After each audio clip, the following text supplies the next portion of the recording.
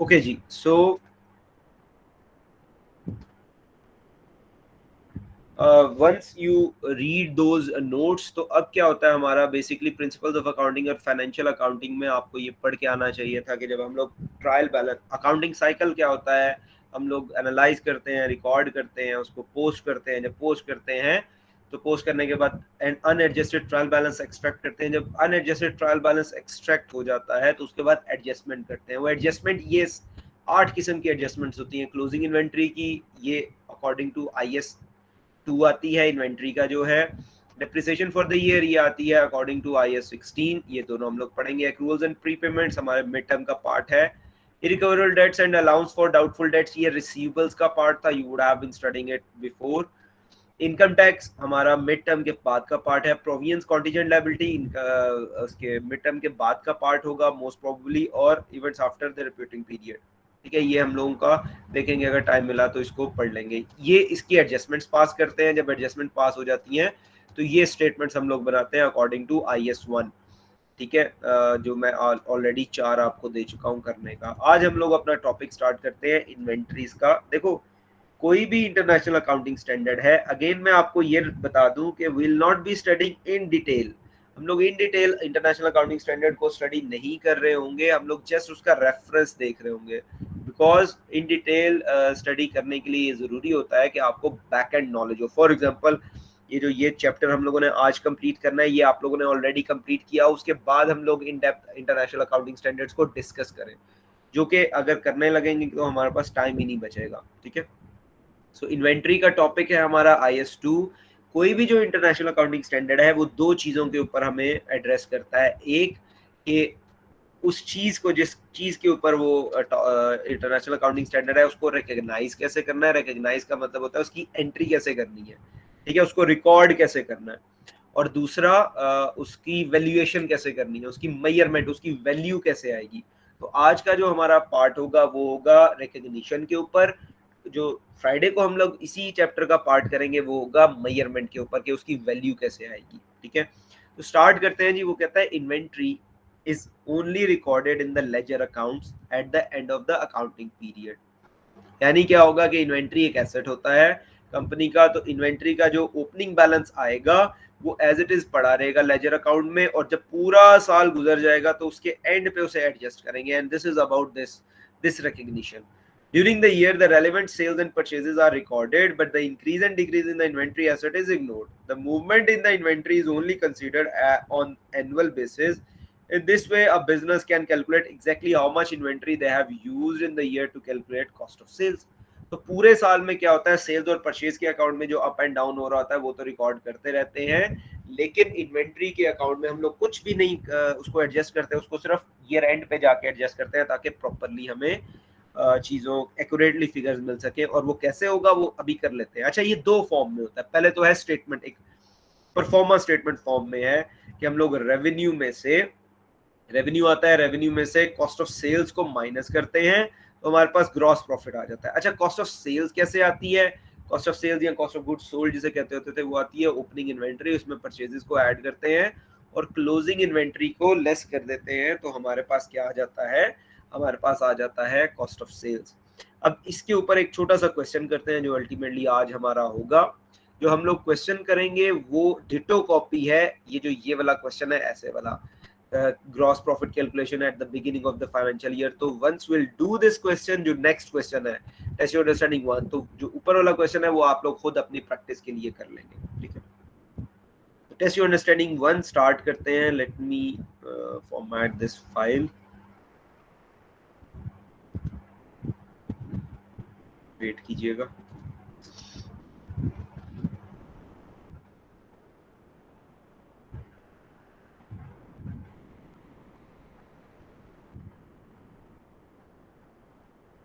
Okay जी, तो वो कहता है क्वेश्चन में, कहता है Peter buys and sells washing machines.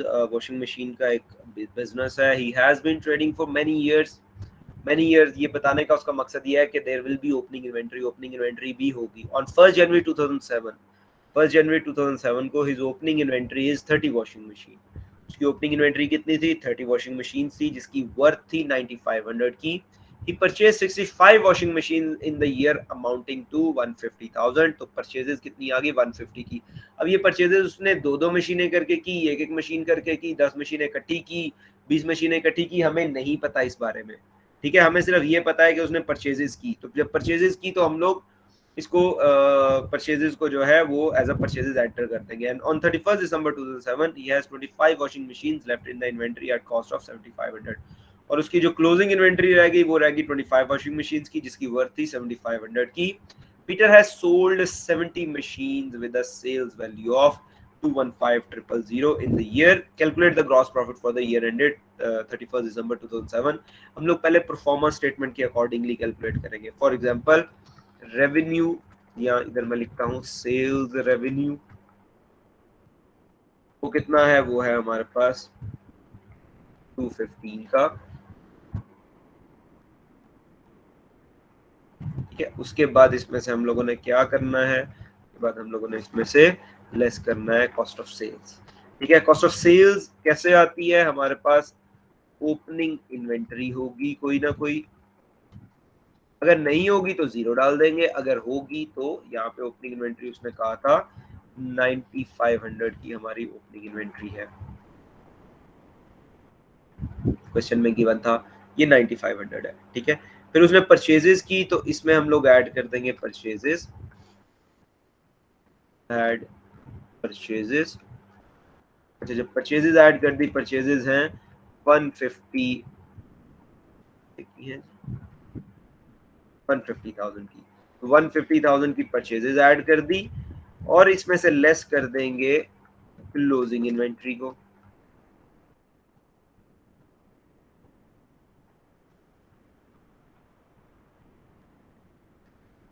7500, तो हमारे पास ये आ जाएगा कितना, दिस विल बी 152,000।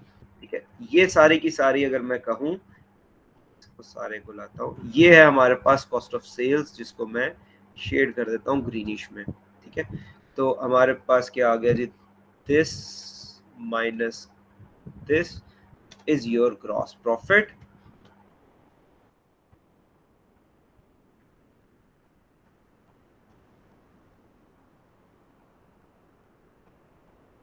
अच्छा, लुक सिंपल, वेरी इजी, के बस जी जमा माइनस किया and we get this thing. Sir cost of sales कैसे निकालते हैं? Cost of sales opening inventory purchases को ऐड किया, क्लोजिंग को माइनस किया। Okay okay. ठीक है जी। अच्छा, अब क्या हुआ, ये इट लुक्स सिंपल, ठीक है, ऐड किया माइनस किया तो हमारे पास आ गई, but the problem is accounting, तो अकाउंटिंग डजंट अंडरस्टैंड प्लस और माइनस। अगर प्लस और माइनस करना है तो वो तो मैथमेटिक्स के काम है, तो then what is difference between mathematics and accounting, accounting और मैथमेटिक्स में फिर फर्क क्या आया। ठीक है, सो इसके बैक एंड पे ये इतनी इजी नहीं है कि बस ऐड कर दिया माइनस कर दिया, ये कहाँ से आए, इसके बैक एंड पे अकाउंटिंग क्या है, तो वो अल्टीमेटली हम लोग इसी क्वेश्चन से इसकी बैक एंड की अकाउंटिंग करेंगे। और वो कैसे करेंगे, थ्रू अकाउंट्स, अकाउंट्स बना के। अब अकाउंट्स में पोस्टिंग कैसे करनी है, आपको आती है नहीं आती, आई एम एज्यूमिंग के वो आती है पोस्टिंग। ठीक है, डेबिट क्रेडिट आपको आते हैं, वो इसलिए कि इस कोर्स में I am not suppose to teach you people के डेबिट क्रेडिट कैसे पास करने हैं, वो आप लोगों को खुद से आने चाहिए। ठीक है जी, so let me make an account।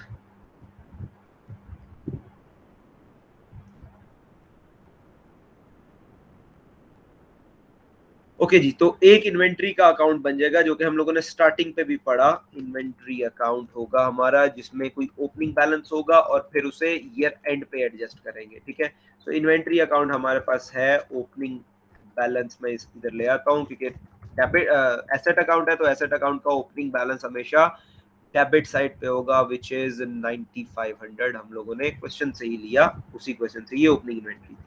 ठीक है, अब क्या होगा, पूरा साल इस अकाउंट में कोई ऐड कोई लेस नहीं होगा। उसने हमें साथ में ये भी बताया कि परचेजेस हुई हैं पूरे साल में, कितने की परचेजेस हुई हैं, उसने ये बताया पूरे साल में परचेजेस हुई हैं, पूरे साल में परचेजेस हुई हैं जी 150,000 की। 150,000 की परचेजेज हुई हैं। अच्छा, हम लोग ये एज्यूम करते हैं जब भी परचेजेज होती हैं तो एंट्री पास होती है परचेजेज अकाउंट डेबिट, कैश पे होंगी तो कैश अकाउंट क्रेडिट, और अगर उधार पे होंगी तो पेबल्स अकाउंट क्रेडिट हो जाएंगे। ठीक है, परचेजेज अकाउंट तो डेबिट होगा ही होगा, या कैश क्रेडिट होगा या पेबल्स अकाउंट क्रेडिट होगा। तो हम लोगों को उसने नहीं बताया, and we are not supposed to make cash or payable account because that is not part of this topic. Inventory से रिलेटेड नहीं है, तो कैश या पेबल्स का अकाउंट हम इसलिए भी नहीं बना सकते कि हमें नहीं पता कि और कैश कहाँ से आ रहा है और कैश कहाँ जा रहा है, तो हमारे पास उसकी डिटेल तो है नहीं। तो हम लोग इज्यूम करते हैं कि ये कैश पे परचेजेस हुई थी, तो जब एंट्री होगी परचेजेस डेबिट कैश क्रेडिट, तो परचेजेस अकाउंट में हम लोगों ने परचेजेस को पोस्ट कर दिया डेबिट साइड पे। और क्यों हुआ? क्योंकि कैश अकाउंट क्रेडिट हो रहा था, इसलिए हुआ। ये क्वेश्चन में लिखा हुआ था कि during the year he purchase 65 washing machines amounting 150। तो अगर इसकी एंट्री करें फॉर एग्जांपल कैश की, तो ये होगा purchases account debit cash account credit, तो परचेजेस अकाउंट को हम लोगों ने डेबिट कर दिया। कैश अकाउंट इसलिए नहीं बना रहे, हमें जरूरत नहीं है कैश अकाउंट बनाने की, because that is not relevant. Relevant सिर्फ हमारे परचेजेस और सेल्स अकाउंट है। ठीक है, अच्छा, इसी तरह उसने बताया ड्यूरिंग द ईयर उसने सेल्स भी की, तो सेल्स अकाउंट भी बना देते हैं। सेल्स कितने की सेल्स उसने की, यहाँ से भी हमें मिल जाएगा। सेल्स उसने की 215 की।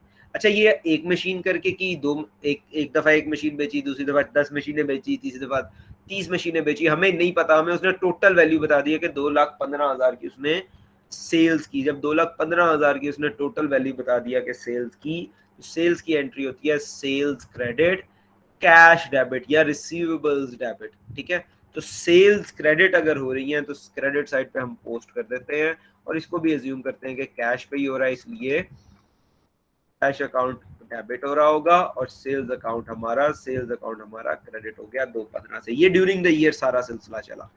ठीक है, अब ये ड्यूरिंग द ईयर हमारे पास ये सिचुएशन थी इतनी।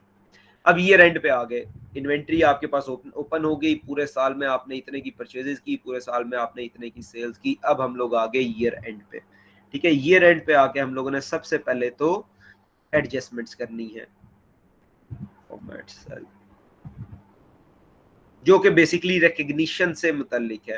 मैंने आपको कहा था कोई भी इंटरनेशनल अकाउंटिंग स्टैंडर्ड दो चीजें बताता है। एक, उसको रिकग्नाइज कैसे करना है, एक उसकी मेजरमेंट कैसे करनी है। अब मेजरमेंट फिलहाल हमारा आज का पार्ट नहीं है, वो जुमे वाले लेक्चर में करेंगे। यहाँ पे उसने हमें वैल्यूज ऑलरेडी दे दी, ओपनिंग और क्लोजिंग वैल्यू की। ठीक है, ओपनिंग और क्लोजिंग इन्वेंट्री की वैल्यूज उसने दे दी है कि ओपनिंग की 9500 है, क्लोजिंग की 7500 है। ये वैल्यू कैसे कैलकुलेट हुई है, ये हमारा नेक्स्ट लेक्चर का पार्ट होगा। लेकिन अभी ये जो वैल्यूज उसने दी हैं, इसको रिकॉग्नाइज कैसे करना है, ये आज का पार्ट है। ठीक है, तो सबसे पहले ईयर एंड पे, रिमेंबर जो एडजस्टमेंट्स होती हैं वो ईयर एंड पे होती हैं। तो सबसे पहले हम लोग करेंगे एडजस्टमेंट करेंगे इन्वेंट्री की। जो एडजस्टमेंट होती है अकॉर्डिंग टू IS2, वो दो ही एडजस्टमेंट्स होती हैं, एक ओपनिंग की होती है और एक क्लोजिंग की होती है। तो adjustment for opening inventory, opening inventory की एडजस्टमेंट के लिए एंट्री क्या होती है, एंट्री होती है जी, हम लोग डेबिट कर देते हैं कॉस्ट ऑफ सेल्स अकाउंट को, या cost of goods sold account भी कह सकते हो आप। इतने से जो ओपनिंग इन्वेंट्री की फिगर होगी जो कि 9500 है, और क्रेडिट हम लोग कर देते हैं इन्वेंट्री अकाउंट को सेम फिगर से 9500 से। अब करने को तो you can memorise this entry. ठीक है, मेमोराइज कर लो, रटा लगा लो, वो काम चल जाएगा। लेकिन फायदा को नहीं है रटा लगाने का जब तक पता नहीं लगेगा कि ये एंट्री का पर्पस क्या है। तो इस एंट्री का बेसिकली पर्पस क्या है, इस एंट्री का पर्पस ये है कि आपका एक कॉस्ट ऑफ सेल्स अकाउंट बनेगा जो कि टेम्पररी एक्सपेंस अकाउंट होता है। टेम्पररी एक्सपेंस अकाउंट होता है, तो आपने कॉस्ट ऑफ सेल्स अकाउंट को क्या किया, कॉस्ट ऑफ सेल्स अकाउंट को डेबिट कर दिया 9500 से। और क्यों किया, वो इसलिए किया कि इन्वेंट्री अकाउंट आपका क्रेडिट हो रहा है, दूसरा सर ये इन्वेंट्री दोबारा अकाउंट ही बताना। क्रेडिट हो रहा है। कौन सा? सर ये एडजस्टमेंट ऑफ ओपनिंग बेटा इन्वेंट्री वाला सर। जी, ओपनिंग इन्वेंट्री की एडजस्टमेंट जो है, हम लोगों ने ये एंट्री पास कर दी। जब एंट्री पास की तो उसको पोस्ट करना है हम लोगों ने कॉस्ट ऑफ सेल्स अकाउंट में। ठीक है, कॉस्ट ऑफ सेल्स अकाउंट में जब हम लोगों ने पोस्ट करना है तो हम लोगों ने कॉस्ट ऑफ सेल्स अकाउंट को इस एंट्री में 9500 से डेबिट किया है, तो डेबिट साइड पे पोस्ट कर दिया। क्यों पोस्ट किया? क्योंकि इन्वेंट्री अकाउंट जो है वो क्रेडिट हो रहा है, और इन्वेंट्री अकाउंट में जाके हम लोगों ने 9500 क्रेडिट साइड पे कर दिया, क्योंकि इन्वेंट्री अकाउंट क्रेडिट हो रही है 9500 से। क्यों? क्योंकि cost of sales account debit हो रहा है। और इसको मैं सेम शेडिंग कर देता हूं ताकि आप लोगों को इजी रहे कि ये वाली जो एडजस्टिंग एंट्री है वो हम लोगों ने पोस्ट कहां पे की। अब इस एंट्री का मकसद क्या है? अभी तक मैंने एंट्री का मकसद नहीं था बताया, ये तो सिर्फ पोस्टिंग की। इस एंट्री का मकसद ये है कि हम लोगों ने जो हमारे पास ओपनिंग बैलेंस पड़ा था इन्वेंट्री का, वो डेफिनेटली ये जो सेल्स की है इसमें बिक गया होगा। ठीक है, वो जो मशीनें ओपनिंग इन्वेंट्री में आ रही थी वो बिक गई होंगी। अब दीज ओपनिंग बैलेंस या this opening inventory will no more be there. तो हम लोगों ने क्या किया, साल के एंड पे जाके वो ओपनिंग इन्वेंट्री को, जो इन्वेंट्री पड़ी हुई थी, उसे उठा के हम लोगों ने कॉस्ट ऑफ सेल्स के अकाउंट में फेंक दिया। ठीक है, कि अब इस ये कॉस्ट ऑफ सेल्स बन गई है, सेल्स की कॉस्ट में आ गया। तो यहां से हम लोगों ने इन्वेंट्री को क्रेडिट किया, खत्म कर दिया। अब देखो इन्वेंट्री का अकाउंट का बैलेंस इस वक्त नील है, क्योंकि डेबिट पे 9500 था, क्रेडिट पे 9500 आ गया, और उसे उठा के हम लोग कॉस्ट ऑफ सेल्स के अकाउंट में ले गए। उसी टाइम पे हम लोगों ने पहले ये एडजस्टमेंट करनी है ईयर एंड पे, और उसी टाइम पे हम लोगों ने क्लोजिंग इन्वेंट्री कैलकुलेट कर होके आई होगी आपके डिपार्टमेंट से, इन्वेंट्री डिपार्टमेंट से उन्होंने काउंटिंग की होगी कि कितनी क्लोजिंग इन्वेंट्री रह गई है, तो वहां से आई होगी क्लोजिंग इन्वेंट्री। तो उसको रिकॉग्नाइज कैसे करना है? हम लोग डेबिट कर देंगे इन्वेंट्री अकाउंट को इससे, क्लोजिंग इन्वेंट्री की फिगर से, और क्रेडिट कर देंगे कॉस्ट ऑफ सेल्स अकाउंट को। कैसे करेंगे ये भी बताता हूं मैं। 7500 ये तो रिकग्निशन है। अब एंट्री याद करनी है तो एंट्री याद कर लो, ठीक है, रटा लगा लो, एंट्री याद हो जाएगी। लेकिन अगेन पर्पस क्या है इसका? पर्पस ये है कि क्लोजिंग इन्वेंट्री वो इन्वेंट्री है, क्लोजिंग इन्वेंट्री वो इन्वेंट्री है जो कि आपकी अभी तक सेल नहीं हुई। तो जो अगर ये सेल नहीं हुई तो इसकी कॉस्ट भी नहीं आनी चाहिए, ये कॉस्ट ऑफ सेल्स है ना। अगर इन्वेंट्री आपकी सेल ही नहीं हुई तो ये कॉस्ट ऑफ सेल्स में नहीं आनी चाहिए। जब कॉस्ट ऑफ सेल्स में नहीं आनी चाहिए तो इसलिए उसने क्या किया, कॉस्ट ऑफ सेल्स को क्रेडिट कर दिया 7500 से, क्योंकि इन्वेंट्री अकाउंट आपका डेबिट हो रहा है, और वापस इन्वेंट्री अकाउंट को रीइंस्टेट कर दिया 7500 से, क्योंकि कॉस्ट ऑफ सेल्स अकाउंट हम लोगों ने क्रेडिट किया था। तो हुआ क्या कि इन्वेंट्री अकाउंट से हम लोग वापस उठा के ले गए इधर। ठीक है, कॉस्ट ऑफ सेल्स की फिगर से हम लोग वापस उठा के इन्वेंट्री अकाउंट में वो अमाउंट लेके जो कि अनसोल्ड इन्वेंट्री की है, जो कि अभी तक बिकी नहीं है। ठीक है, वापस हम लोग उठा के ले गए। अच्छा, अब ये हो गया, हमारी ये दो एडजस्टिंग एंट्रीज होगी, और यही एडजस्टिंग एंट्रीज हैं जो कि उसकी है इन्वेंट्री की एडजस्टिंग एंट्री है। ओपनिंग इन्वेंट्री की ये एडजस्टिंग एंट्री है, क्लोजिंग इन्वेंट्री की ये वाली है। अब जब ये हो गया तो अब हम लोगों ने क्या करना है? अब हम लोगों ने ईयर एंड क्लोजिंग करनी है। ठीक है, अच्छा, क्लोजिंग जब होती है तो क्लोजिंग में हम लोग क्या करते हैं? जितने भी रेवेन्यूज और एक्सपेंस के अकाउंट होते हैं उसे हम लोग उठा के ले जाते हैं प्रॉफिट एंड लॉस में। दोबारा बोलता हूं, क्लोजिंग जब करते हैं तो क्लोजिंग होती है जितने भी रेवेन्यू और एक्सपेंस के अकाउंट होते हैं उसे हम लोग उठा के ले जाते हैं उसमें प्रॉफिट एंड लॉस अकाउंट में। ठीक है, और वहां से हम लोग देख लेते हैं कि हमारा प्रॉफिट कितना है या लॉस कितना है। ठीक है जी, तो अब हम लोग क्या करते हैं? अब हम लोग क्लोजिंग की तरफ जाते हैं। रिमेंबर, क्लोजिंग एंट्रीज जो होती हैं वो एंट्रीज पास नहीं होती। ठीक है, सिर्फ और सिर्फ जर्नल एंट्रीज या एडजस्टिंग एंट्रीज पास होती हैं, क्लोजिंग एंट्रीज पास नहीं करते।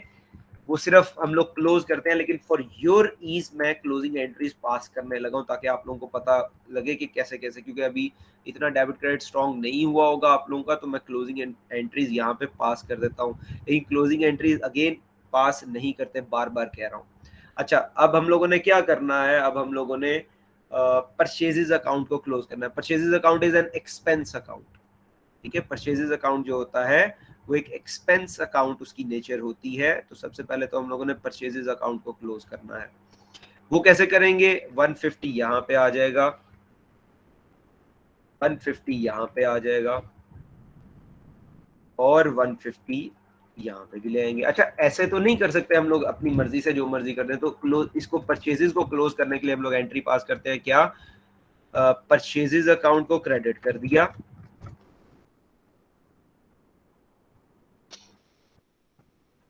परचेजेस अकाउंट को क्रेडिट कर दिया 150 से। तो डेबिट किसको करेंगे? डेबिट हम लोग कर देंगे cost of sales account. Basically किया हम लोगों ने क्या इससे कि जितनी भी परचेजेस में वैल्यू पड़ी हुई थी, हम उस वैल्यू को उठा के तो हम लोगों ने कॉस्ट ऑफ सेल्स अकाउंट में फेंक दिया।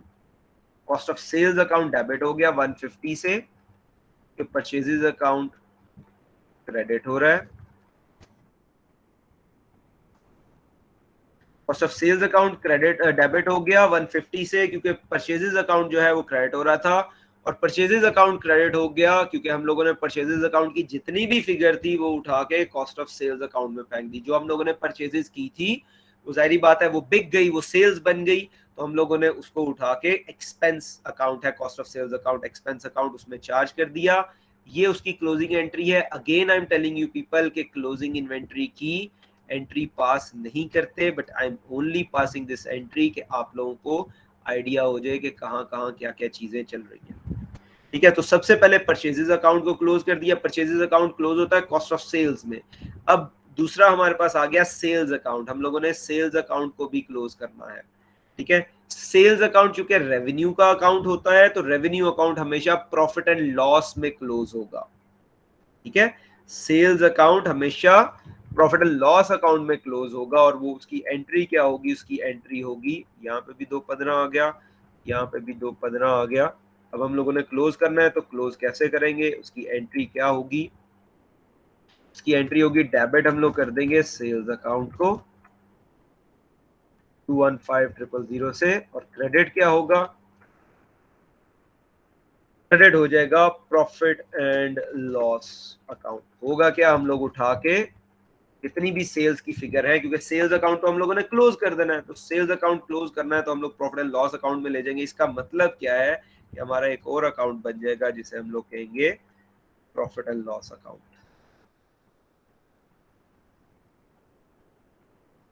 Profit and loss account.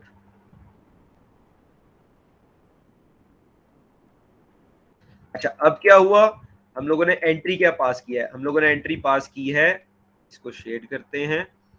हम लोगों ने एंट्री पास की है डेबिट सेल्स अकाउंट, तो सेल्स अकाउंट को डेबिट कर देते हैं। डेबिट सेल्स अकाउंट 215 से, क्यों? क्योंकि प्रॉफिट एंड लॉस अकाउंट जो है वो क्रेडिट हो रहा है।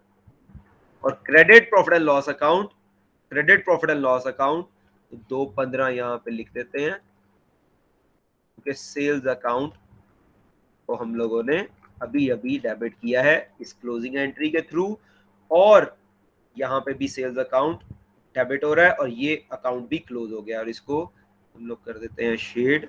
ये हमारी क्लोजिंग एंट्री पोस्ट होगी। अब हुआ क्या? परचेजेस अकाउंट क्लोज हो गया, the balance is nil. Sales account close हो गया, the balance is nil. Sales account की हम लोगों ने बैलेंस लेके प्रॉफिट एंड लॉस में, परचेजेस अकाउंट का बैलेंस लेके कॉस्ट ऑफ सेल्स में। अब दो ही अकाउंट रह गए हैं जो स्टिल ओपन है, एक इन्वेंट्री का रह गया है, एक कॉस्ट ऑफ सेल्स का रह गया। तो पहले तो इन्वेंट्री के अकाउंट को हम लोग क्लोज करते हैं, क्योंकि इसका बैलेंस, ये एसेट अकाउंट है। रिमेंबर, एसेट, लायबिलिटी और इक्विटी अकाउंट्स जो है वो रियल अकाउंट्स होते हैं, इनके बैलेंसेस कैरी फॉरवर्ड होते हैं।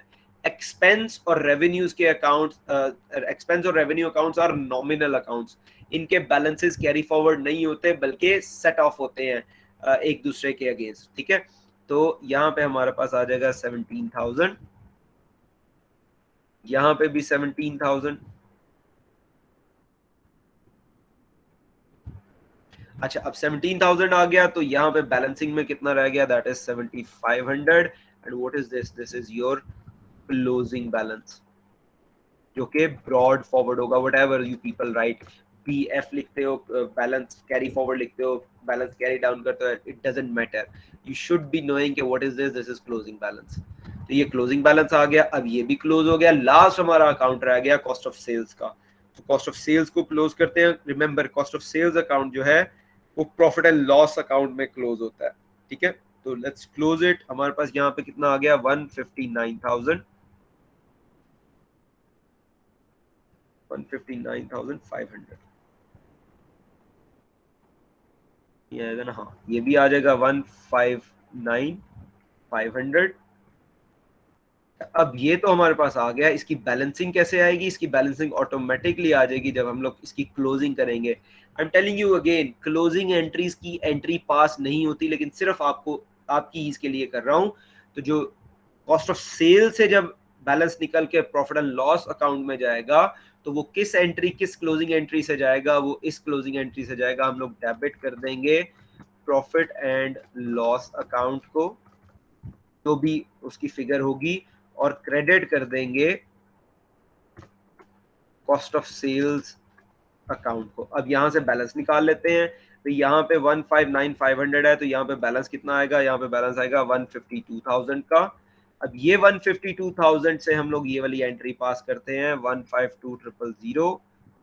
Again again again I am telling you people के क्लोजिंग एंट्री को पास नहीं करते। सिर्फ आपके रेफरेंस के लिए मैं इसको यहाँ पे लिख रहा हूँ, ठीक है, ताकि आप लोगों के लिए इजी रहे। तो हमने क्या कर दिया, हमने यहाँ पे 152 से कॉस्ट ऑफ सेल्स अकाउंट को क्रेडिट कर दिया, क्योंकि प्रॉफिट एंड लॉस अकाउंट जो है वो डेबिट हो रहा है, और प्रॉफिट एंड लॉस अकाउंट को हम लोगों ने यहाँ पे डेबिट कर दिया 152,000 से, क्योंकि आपका जो कॉस्ट ऑफ सेल्स अकाउंट है वो क्रेडिट हो रहा था। अब अल्टीमेटली हम लोग अगर यहाँ से फाइंड आउट करें तो हम लोगों ने इसको भी प्रॉफिट एंड लॉस अकाउंट का बैलेंस निकालना है। 215,000 यहाँ पे आ जाएगा, 215,000 यहाँ पे आ जाएगा, और यहाँ पे एक हमारे पास रूल क्या आ जाएगा, मैं रूल यहाँ पे लिख देता हूँ हमारे पास। अच्छा रूल क्या है? Rule is very simple. अगर सेल्स का बैलेंस ज्यादा होगा, ये प्रॉफिट एंड लॉस में ज्यादा होगा कॉस्ट ऑफ सेल्स के बैलेंस से, फिर क्या होगा? That is profit. सिंपल, वो प्रॉफिट होगा। और वो किस साइड पे आएगा? वो डेबिट साइड पे अपीयर होगा, debit side of profit and loss account, ठीक है। और इसका ऑपोजिट कब होगा? इसका ऑपोजिट होगा अगर सेल्स का बैलेंस कॉस्ट ऑफ सेल्स के बैलेंस से कम होगा तो लॉस होगा, और उसका जो बैलेंस है वो किस साइड पे आएगा? Credit side of the profit and loss account. ये तो है रट्टा लगाने के लिए, ठीक है। अब फॉर एग्जांपल अगर हम लोग देखें तो हमारे पास बैलेंस जो है वो किस साइड पे आ रहा है? वो डेबिट साइड पे आ रहा है, और कितने से आ रहा है? वो आ रहा है जी 63,000 से, ठीक है। तो अगर डेबिट साइड पे आ रहा है तो हम लोगों ने कहा भाई ये तो प्रॉफिट होता है, तो हम लोग इसको ग्रॉस प्रॉफिट कह देते हैं। ये तो है रट्टे वाली चीज। लेकिन अगर पूछ ले भाई क्यों, वजह क्या है इसकी, कि डेबिट साइड पे आ रहा है तो क्यों आप इसको प्रॉफिट कह रहे हैं, और क्रेडिट साइड पे आ रहा है तो क्यों इसको आप लॉस कह रहे हैं? तो दैट इज वेरी सिंपल। देखो सेल्स की फिगर है 215 की, कॉस्ट ऑफ सेल्स की फिगर है 152 की, तो डेफिनेटली जब हम लोगों ने बैलेंस करना है इस अकाउंट को तो इसी साइड पे बैलेंसिंग फिगर आएगी ना। अब जिस साइड पे बैलेंसिंग फिगर आती है एक्चुअली उस साइड का बैलेंस नहीं होता, वो बैलेंस होता है दूसरी साइड का, क्योंकि सेल्स अकाउंट ज्यादा है, ठीक है। तो सेल्स की फिगर जब बड़ी थी कॉस्ट ऑफ सेल्स से, तो दैट्स व्हाई हमारे पास प्रॉफिट आ गया और डेबिट साइड पे अपीयर हो रहा है। और इसका अगर ऑपोजिट होता, अगर सेल्स की फिगर कम होती, कॉस्ट ऑफ सेल्स की फिगर ज्यादा होती, ठीक है, सेल्स की फिगर कम होती, कॉस्ट ऑफ सेल्स की फिगर ज्यादा होती, तो फिर हमारा जो बैलेंस अपीयर हो रहा होता वो किस साइड पे अपीयर हो रहा होता? वो अपीयर हो रहा होता क्रेडिट साइड पे। तो क्रेडिट साइड पे अगर अपीयर हो रहा होता तो वो हमारे पास, एक मिनट वेट कीजिएगा। अच्छा अगर क्रेडिट साइड पे अपीयर हो रहा होता तो दैट वुड हैव बीन जो है वो लॉस होता। इट मींस आपकी कॉस्ट ऑफ सेल्स की फिगर ज्यादा होती। अच्छा जब ये ग्रॉस प्रॉफिट आ गया तो ये ग्रॉस प्रॉफिट वही ग्रॉस प्रॉफिट है जो कि हम लोगों ने ये वाला ग्रॉस प्रॉफिट कैलकुलेट किया था। ठीक है, this is same gross profit जो कि हम लोगों ने ये वाला ग्रॉस प्रॉफिट कैलकुलेट किया है, और दिस इज थ्रू अकाउंट्स के बैक एंड पे चल क्या रहा है, how the things, how opening and closing inventories की एडजस्टमेंट होती है, जो हमारा मोस्ट इंपॉर्टेंट पार्ट है इस पूरे क्वेश्चन में। जाहिर है तो सारा ही है, लेकिन वो ये वाला पार्ट है, ये वाला कि ओपनिंग इन्वेंट्री की एडजस्टमेंट कैसे होती है और क्लोजिंग इन्वेंट्री की एडजस्टमेंट कैसे होती है और इसकी लॉजिक्स क्या क्या है। ठीक है, अब ये क्वेश्चन जो हम लोगों ने किया है डिट्टो कॉपी इसके ऊपर वाला क्वेश्चन है। Eight the beginning of the financial year a business has 1500 of inventory left over from the preceding accounting period, यानी पिछले साल की जो बची हुई आई है, इसका मतलब ये ओपनिंग इन्वेंट्री है। During the year they purchase additional goods costing 21,000, तो ये परचेजेस आ गई, एंड मेक सेल्स टोटलिंग 25,000, तो ये सेल्स आ गई। At the end of the year there are 300 of goods left that have been unsold। ठीक है, तो 3,000 की जो अनसोल्ड हुई वो क्लोजिंग आ गई। तो अब इसी तरह जैसे हम लोगों ने ये क्वेश्चन किया है, you can do the next question by yourself, आप खुद से भी कर सकते हैं उसे। ठीक है, आप सॉल्व करें, आपकी प्रैक्टिस हो जाएगी। पहले ये वाला सॉल्व कर लीजिएगा, उसका सुन के, रिकॉर्डिंग सुन के, फिर ये ऊपर वाला आपने सॉल्व करना है। ठीक है, अगर उसमें मेरे वाले क्वेश्चन में कोई गलती नजर आ रही हुई, फॉर एग्जांपल अगर हम लोग देखें जो ओपनिंग और क्लोजिंग इन्वेंट्री की जो मैंने एक्सप्लेन किया, उसकी अंग्रेजी क्या कहती है, वो कहता है eight the end of the year two basic adjustments are required to recognize opening and closing inventories in the correct place। तो eight the end of the year दो एडजस्टमेंट करते हैं हम लोग ओपनिंग और क्लोजिंग की। सबसे पहले inventory brought forward from the previous year, जो कि ओपनिंग इन्वेंट्री होती है, is assumed to have been used to generate assets for sale, it must be remove from inventory asset and recognise an expense in the year. तो opening inventory को हम लोगों ने क्या किया था, ओपनिंग इन्वेंट्री को हम लोगों ने कॉस्ट ऑफ सेल्स में फेंक दिया था, लाके इधर से क्रेडिट कर दिया था और कॉस्ट ऑफ सेल्स में डेबिट कर दिया था। तो यहां से हम लोगों ने खत्म कर दिया था, यही वो कह रहा है बात कि it must be remove from the inventory account, और उसको एक्सपेंस के तौर पे चार्ज कर दिया। और कैसे चार्ज किया, ये उसकी एंट्री है जो मैंने भी एंट्री पास कर दी। फिर कहता है अनयूज्ड इन्वेंट्री, जो unsold inventory at the end of the year is removed from purchases cost या cost of sales and carry forward as an asset. तो यही हम लोगों ने किया, जो क्लोजिंग फिगर थी, जो क्लोजिंग इन्वेंट्री की फिगर थी, उसे कॉस्ट ऑफ सेल्स में से रिमूव कर दिया और वापस हम लोग इन्वेंट्री अकाउंट में ले गए। ठीक है, उसको रीस्टेट कर लिया, रीइंस्टेट कर लिया एज एन एसेट, उसे फिर हम लोग ब्रॉड फॉरवर्ड ले गए। अब ये ओपनिंग बैलेंस होगा नेक्स्ट ईयर के लिए। Once these entries have been completed, the cost of sales account contains both opening and closing inventory. Cost of sales account both contain opening and closing inventory, दोनों आ गई। और and the inventory ledger account shows the closing inventory of the asset remaining at the end of the year। और जो inventory का हमारे पास laser है वो क्या शो कर रहा है, क्लोजिंग इन्वेंट्री, तो वो ये शो कर रहा है, ये हम लोगों ने शो कर दिया। ठीक है, इसका सोल्यूशन भी उसने नीचे दिया है, ये सारा इलिस्ट्रेशन 1 का या टेस्ट अंडरस्टैंडिंग 1 का ये सारा सोल्यूशन उसने दिया है। आप लोगों ने इसको भी देखना हो तो देख लीजिएगा। एक क्वेश्चन आप लोगों ने टेस्ट अंडरस्टैंडिंग 1 से पहले वाला करना है, दूसरा टेस्ट अंडरस्टैंडिंग 2 आपने खुद से करनी है, और तीसरा टेस्ट अंडरस्टैंडिंग 3 भी। ये जो मैंने क्वेश्चन कराया, this is more than enough to do all these 3 questions. अब आप खुद करोगे तो आसानी रहेगी, नहीं खुद करोगे तो फिर कुछ भी नहीं आएगा। ठीक है, वैल्यूएशन ऑफ इन्वेंट्री, यहां तक जो हम लोगों ने काम किया है वो है रिकग्निशन तक। वैल्यूएशन ऑफ इन्वेंट्री के उसकी वैल्यू कहां से आएगी, जैसे हमें 7500 और 9500 गिवन था, वो कहां से आएगी, वो हम लोग इंशाल्लाह जुमे वाले लेक्चर में करेंगे। ठीक है, अभी आज का again I told you people in the class as well कि जो हमारी ऑनलाइन क्लासेस हैं उसमें नॉर्मली मेरी स्पीड ज्यादा होती है, क्योंकि बच्चे बीच में इंटरप्ट नहीं कर रहे होते। प्लस अगर इंटरप्ट करते भी हैं, कोई कहीं चला गया फिर वापस आया, उसने कहा सर यहाँ से नहीं समझ आई, दोबारा एक्सप्लेन कर दो, तो मेरा सिंपल सा आंसर ये होता है उन्हें, हाँ लॉजिकल पूछ रहे हो तो मैं एक्सप्लेन कर देता हूँ, लेकिन अगर वो कह रिपीट करें इस चीज को तो मैं सिंपल सा उन्हें आंसर करता हूँ, बेटा ये रिकॉर्डेड लेक्चर है, रिकॉर्डेड लेक्चर 10 दफा सुन लेना, आपको समझ आ जाएगी। फिर भी समझ ना आई तो मुझे पूछना सर आपने ऐसे एक्सप्लेन किया था, तो ऐसे क्यों एक्सप्लेन किया था, फिर मैं क्यों का जवाब जरूर दे दूंगा। ठीक है, तो दिस इज द क्वेश्चन जो कि सॉल्व मैंने कर दिया।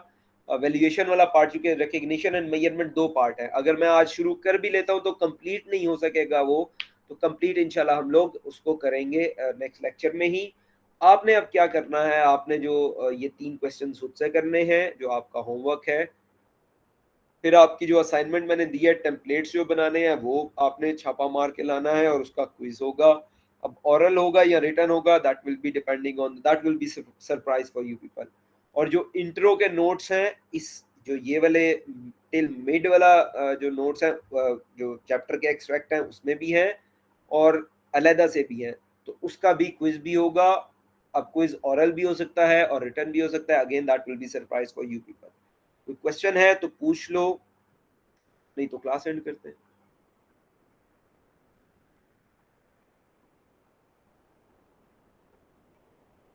हाँ जी, एनी क्वेश्चन, एनीवन?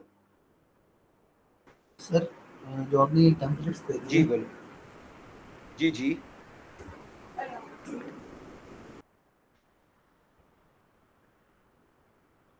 हैं टेम्पलेट्स भेजे हैं, बस गायब हो गया।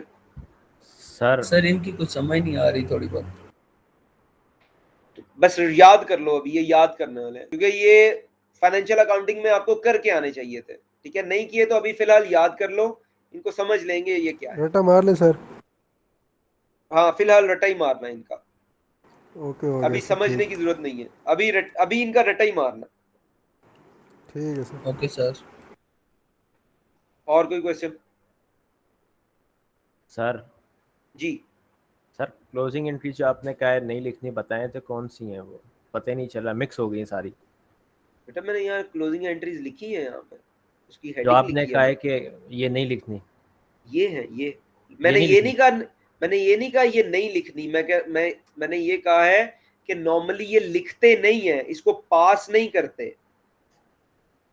सही। क्लोजिंग एंट्री को अलहदा से ऐसे एंट्री के तौर पे पास कहीं पे भी नहीं करते, सिर्फ ये इसलिए लिखी है कि आपको पता हो कि कौन कहां से क्लोजिंग कहां पे जा रही है। उसको पास इसलिए नहीं करते कि आपने एक अकाउंट को क्लोज करना है। फॉर एग्जाम्पल, आपने परचेजेस अकाउंट को क्लोज करना है, तो purchases account it is understood by the practice, जब आप प्रैक्टिस करेंगे कि purchases account cost of sales account में ही क्लोज होता है, तो आप परचेजेस अकाउंट को क्रेडिट कर देते हैं और कॉस्ट ऑफ सेल्स अकाउंट को डेबिट कर देते हैं, वहां पे चार्ज कर देते हैं। इसी तरह sales account it is understood कि सेल्स अकाउंट हमेशा प्रॉफिट एंड लॉस अकाउंट में ही क्लोज होता है, तो सेल्स अकाउंट का जितना बैलेंस आता है उसे डेबिट कर देते हैं और ultimately profit and loss account को क्रेडिट कर देते हैं। ये अंडरस्टूड होता है, इसकी एंट्रीज ये लिखते नहीं है ये वाली, ठीक है? वो सिर्फ लिखी इसलिए है कि आप लोगों को आइडिया हो जाए कि डेबिट क्या किया है, क्रेडिट क्या किया है और क्यों किया है, ठीक है? ये कहा था मैंने। ठीक ठीक। जी, ओके सर। ओके। कोई और question? No, sir. No question, okay. See you people on Friday. Okay sir. Okay, sir. अल्लाह थैंक यू हाफिज। सर, अल्लाह हाफिज। Okay.